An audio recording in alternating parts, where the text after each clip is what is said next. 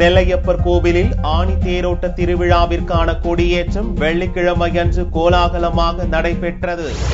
நெல்லையில் உள்ள நெல்லையப்பர் கோவிலில் நடைபெறும் ஆணி தேரோட்டம் மிகவும் பிரசித்தி பெற்றது.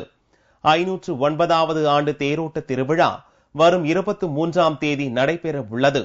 இவ்விழாவிற்கான கொடியேற்றம் வெள்ளிக்கிழமையன்று வேத